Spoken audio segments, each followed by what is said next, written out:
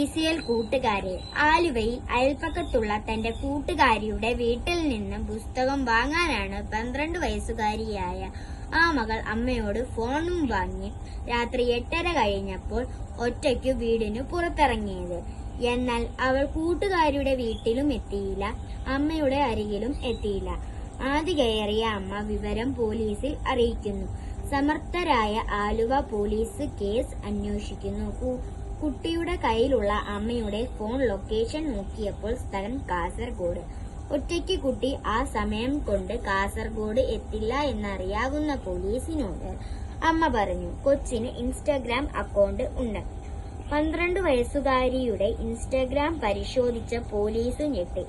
ചെറായി ബീച്ചിൽ ഐസ്ക്രീം കച്ചവടം നടത്തുന്ന 26 വയസ്സുള്ള കൊല്ലംകാരനുമായി 12 വയസ്സുകാരിയുടെ ചാറ്റിംഗ് കണ്ട പോലീസ് പോലും അന്തം വിട്ടു. ജാഗ്രതയോടെ കുട്ടിയെ കണ്ടെത്താൻ ആലുവ പോലീസ് സ്വന്തം വാഹനത്തിൽ യാത്രയാരംഭിച്ചു.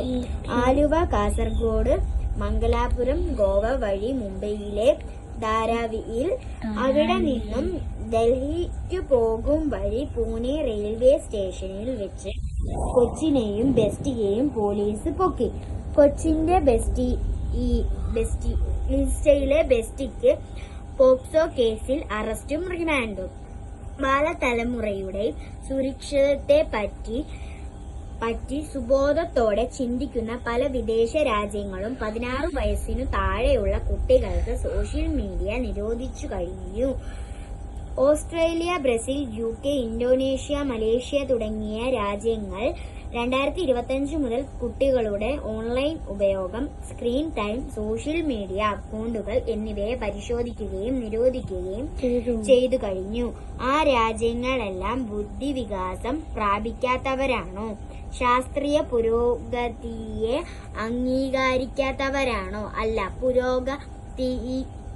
പുരോഗതിയുടെയും വികസനത്തിന്റെയും ഒന്നാം നിരയിലുള്ള രാജ്യങ്ങളാണ് കുട്ടികൾക്ക് സോഷ്യൽ മീഡിയ നിരോധിച്ചത്. പ്രിയ കൂട്ടുകാരെ, ഈയടുത്ത കാലത്തെ ചില കൂട്ടുകാരുടെ സ്വഭാവവും പെരുമാറ്റവും മാതാപിതാക്കളെയും മുതിർന്നവരെയും ഏറെ ആകുലചിത്തരാക്കുന്നുണ്ട്.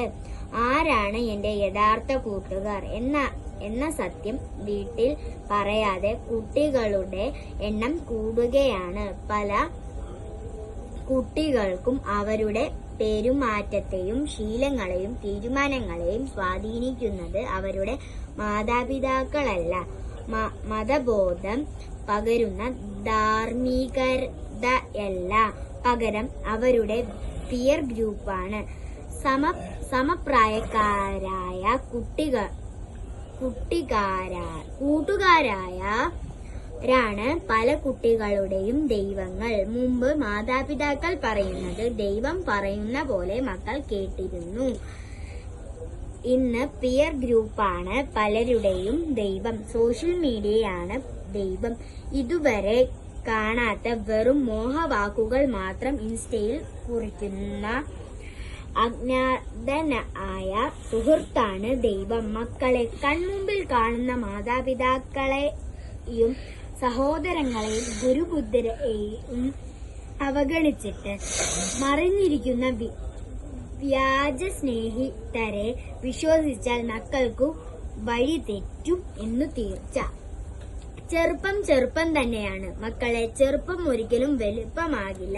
മാതാപിതാക്കൾ നിങ്ങളെ നിങ്ങൾ ആഗ്രഹിക്കുന്ന പോലെ വളർത്തണോ അതോ നിങ്ങളുടെ നന്മയ്ക്കായി വളർത്തണോ? അവരുടെ ജീവിത പാഠങ്ങൾക്ക് ഒരു വിലയുമില്ലേ? തഴച്ചു വളരുന്ന പല ചില്ലകളും പിഴച്ചു വളരുന്നതാണെന്ന് നല്ല കർഷകന് അറിയാം.